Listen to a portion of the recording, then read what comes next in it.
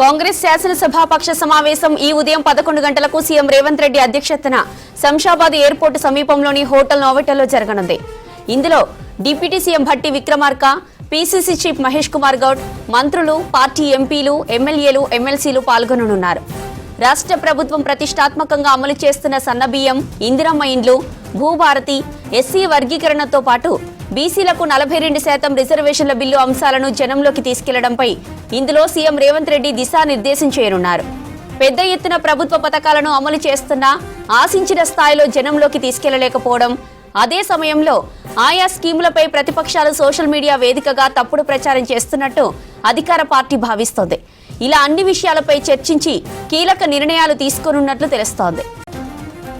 ఇక సీఎల్పీ భేటీపై మరిన్ని డీటెయిల్స్ మనకు అందించడానికి షరీఫ్ లైన్ లో ఉన్నారు. షరీఫ్, డీటెయిల్స్ ఏంటి? హోటల్లో కాంగ్రెస్ శాసనసభాపక్షం సమావేశం కాబోతోంది. ఈ సమావేశాన్ని చాలా కీలకంగా సీఎం రేవంత్ రెడ్డి భావిస్తున్నారు. ప్రధానంగా 4 అంశాలపైన ఈ సమావేశంలో చర్చ చేయబోతున్నారు. ఈ సమావేశానికి ఇప్పటికే ఇన్వైటీస్ అందరికీ కూడా ఇన్విటేషన్స్ అందాయి. అందులో భాగంగానే ప్రభుత్వ విప్పులు, ఎమ్మెల్సీలు, ఎమ్మెల్యేలు, అదేవిధంగా రాజ్యసభ సభ్యులు వీళ్ళంతా కూడా ఈ సమావేశానికి హాజరు కాబోతున్నారు. పీసీసీ మహేష్ కుమార్ గౌడ్ కూడా హాజరు కాబోతున్నారు. శంషాబాద్ నోవోటల్ హోటల్లో జరిగేటువంటి సమావేశానికి సీఎం రేవంత్ రెడ్డి అధ్యక్షత వహించనున్నారు. మొన్నటి ఎంసీఆర్ హెచ్ఆర్డీలో సంబంధించినటువంటి సమావేశం, సీఎల్పీ సమావేశం ముగిసిన తర్వాత దానికి కొనసాగింపుగా శంషాబాద్ నోవోటల్ హోటల్లో ఈ సమావేశాన్ని ఏర్పాటు చేయబోతున్నారు. ఇందాక చెప్పిన దాని ప్రకారం ప్రధానంగా 4 అంశాలపైన కాంగ్రెస్ పార్టీ చాలా ఛాలెంజింగ్గా తీసుకుంటోంది. సంక్షేమ పథకాల అంశం పైన, క్షేత్రస్థాయిలో తీసుకువెళ్లాలనేటువంటి విషయాలపైన దిశానిర్దేశం సీఎం రేవంత్ రెడ్డి చేసేటువంటి అవకాశం కనిపిస్తోంది. ఎగ్జాక్ట్లీ 11 o'clockకి ఈ సమావేశం ప్రారంభం కాబోతోంది. 4 అంశాలు, అందులో ఒకటి సన్నబియ్యం. ఇప్పటికే విశిష్ట స్పందన వస్తోంది, ప్రజల నుంచి మంచి ఫీడ్బ్యాక్ వస్తుంది అనేటువంటి విషయాన్ని సంబంధించినటువంటి పౌర సరఫరాల మంత్రి ఉత్తమ్ కుమార్ రెడ్డి కూడా చెప్తున్నటువంటి పరిస్థితి. చాలా సార్లు టెలికాన్ఫరెన్స్ని ఏర్పాటు చేసి క్షేత్రస్థాయిలో ఎట్లా ఉందనేటువంటి విషయాన్ని తీసుకున్నారు. సన్నబియ్యం సంబంధించినటువంటి పథకం, దాంతోపాటు ఇందిరమ్మ ఇల్లు, ఎస్సీ అండ్ ఎస్సీ కేటగిరైజేషన్, అదేవిధంగా ఈ మొత్తం 4 అంశాలకు సంబంధించినటువంటి అంశంపైనే పూర్తి స్థాయిలో ఫోకస్ పెట్టబోతున్నారు. రానున్నటువంటి స్థానిక సంస్థల ఎన్నికలు కూడా సమీపిస్తున్నటువంటి తరుణంలోనే క్షేత్రస్థాయిలో వీటన్నింటినీ కూడా తీసుకువెళ్ళాలి. ప్రభుత్వం ఎట్లా ఒక్కొక్కటిగా అమలు చేస్తూ వస్తుంది, ఎన్నికల ముందు మేనిఫెస్టోలో పెట్టిన అంశాలకు అనుగుణంగా ఎట్లా ముందుకు వెళ్తున్నారనేటువంటి విషయం పైన గ్రౌండ్ రియాలిటీలో పూర్తి స్థాయిలో కింది నుంచి ప్రచారం చేయాలనేది కూడా ఇది ప్రస్తుతానికైతే ఛాలెంజింగ్గా తీసుకున్నారు. ఇప్పటికే జై భీమ్, జై సంవిధానికి సంబంధించినటువంటి అంశం పైన కూడా పూర్తి స్థాయిలో క్షేత్రస్థాయిలో ప్రచారంలో ముందుంటున్నారు.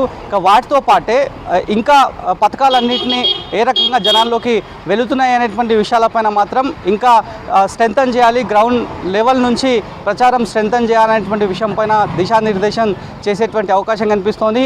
ఇంకా మరికొన్ని పార్టీకి సంబంధించి అంతర్గత సమస్యలు ఏమైనా ఉంటే కనుక సమావేశం దృష్టికి తీసుకురావచ్చు, వాళ్ళకి సమయం కూడా కేటాయిస్తామనేటువంటి విషయాన్ని ఇప్పటికే పార్టీ వర్గాలు ఆయా సభ్యులకు చెప్పినట్టుగా కూడా తెలుస్తోంది.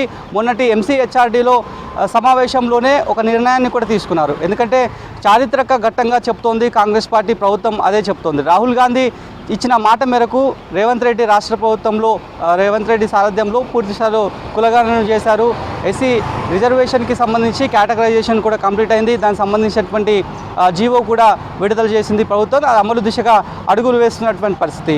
మరొకటి భూభారతికి సంబంధించినటువంటి అంశం పైన కూడా మొదటి నుంచి కమిట్మెంట్తో రాష్ట్ర ప్రభుత్వం ఉంది. భూభారతి అంశంలో బీఆర్ఎస్ ప్రభుత్వం ధరణి పేరుతో ల్యాండ్స్ని అన్నింటినీ కూడా అవకతవకలు చేసింది.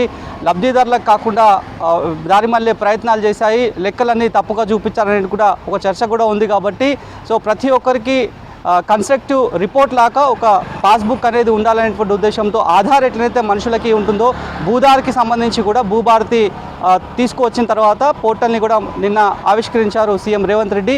భూ ఆధార్కి సంబంధించి పకడ్బందీగా లెక్కలు ఉండాలి, సరిహద్దులు అన్నీ కూడా కరెక్ట్గా ఉండాలి, డైమెన్షన్స్ అన్నీ కూడా, ఒక ఫ్లాట్ ఉంటే ఒక వ్యవసాయ క్షేత్రం ఉంటే కనుక వాటికి డైమెన్షన్స్ అన్నీ కూడా ఉండాలనేటువంటి విషయం పైన కన్సెప్టివ్ రిపోర్ట్ లాగా సిద్ధం చేయాలనేటువంటి ఒక ఉద్దేశంతో ఈ భూభారతికి తీసుకొచ్చారు. భూభారతి, ఇందిరమ్మ ఇల్లు, సన్నబియ్యం, ఎస్సీ అండ్ ఎస్టీ కేటగరైజేషన్, ఈ 4 ప్రధాన ఎజెండాలుగా సీఎల్పీ సమావేశం జరగబోతోంది. 11 గంటల ప్రాంతంలో సమావేశం ప్రారంభం కాబోతోంది. ఎక్కువ సమయం పట్టేటువంటి అవకాశం ఉన్నట్టుగా కూడా పార్టీ వర్గాల నుంచి తెలుస్తోంది. మొన్నటి ఎంసీఆర్ హెచ్ఆర్డీలో ఒక నిర్ణయాన్ని కూడా తీసుకున్నారు. అగ్రనేతలు ఢిల్లీ అగ్రనేతలు ఏఐసీసీకి సంబంధించిన అగ్రనేతలను పిలిపించి ఒక మల్లికార్జున ఖర్గేతో పాటు రాహుల్ గాంధీని పిలిపించి 2 సభలను ఏర్పాటు చేయాలనేది మొన్నటి సిఎల్పి సమావేశంలో నిర్ణయం తీసుకున్నారు. వాటికి సంబంధించి ఫైనలైజ్ అయ్యే అవకాశం కనిపిస్తోంది. బీసీ కులగణనకు సంబంధించినటువంటి అంశంపైన ఒక బహిరంగ సమావేశం ఏర్పాటు చేయాలి.